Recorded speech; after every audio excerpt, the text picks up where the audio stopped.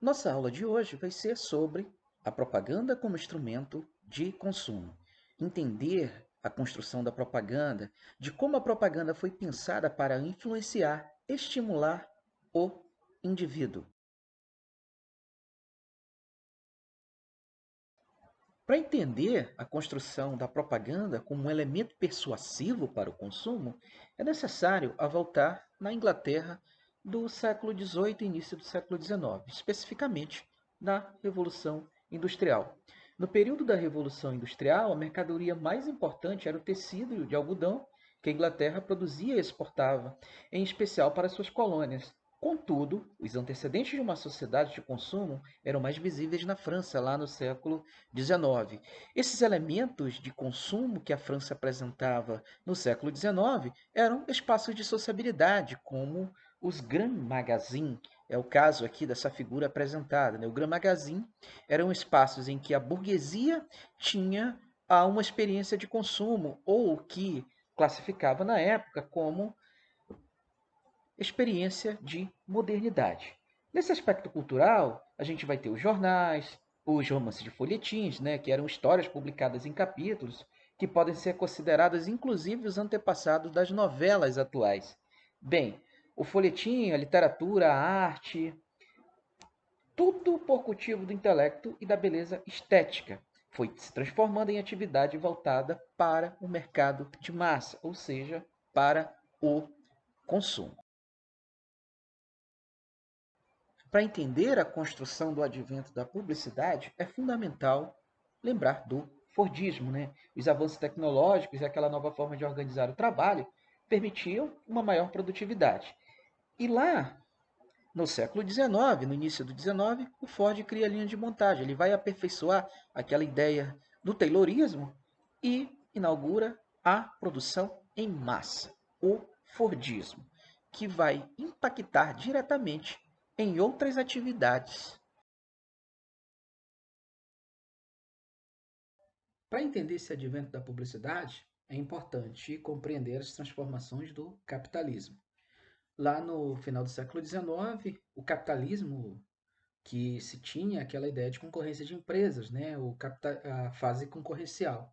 Na primeira metade do século XX, ele é caracterizado pela formação de cartéis, de associações de grandes empresas, a construção dos oligopólios. E esse mercado ele passa a ser controlado pelas grandes corporações, que é o capitalismo monopolista. E com isso, a publicidade e o crédito ele passa a ser incentivado, porque vai possibilitar uma maior rapidez de circulação de mercadorias. Agora tem um aspecto importante. Em alguns países, como a Inglaterra e os Estados Unidos, tinha uma barreira que deveria ser vencida, que é o que o Max Weber ele identifica lá na Ética Protestante e o espírito do capitalismo, né, que é a propensão das pessoas de poupar muito e gastar pouco. Que, segundo Weber, né, a predominância do protestantismo puritano era um ethos voltado para uma vida ascética e ao trabalho regrado. Então era necessário quebrar essa ética. Então surge a publicidade, surge o marketing para incentivar a população ao consumo, porque o poupador ele deve ser um consumidor. E a experiência urbana no paraíso das compras deveria ser incentivado. Sedução, persuasão, motivação. Publicidade. Surge a ideia do marketing, né? Porque nesse contexto a publicidade e as técnicas de marketing se estabeleceram e cresceram cada vez mais, pois o crédito possibilitaria maior rapidez na circulação de mercadorias. Nesse contexto de construção de um instrumento persuasivo, tem o jornal, né? Pois os anúncios de mercadorias e de estabelecimentos eram, até o final do século XIX, basicamente informativos. Divulgavam a utilidade prática dos produtos e alguns elogios exagerados, algumas informações falsas a esses produtos e serviços. Era uma estratégia que refletia ali o espírito do capitalismo concorrencial.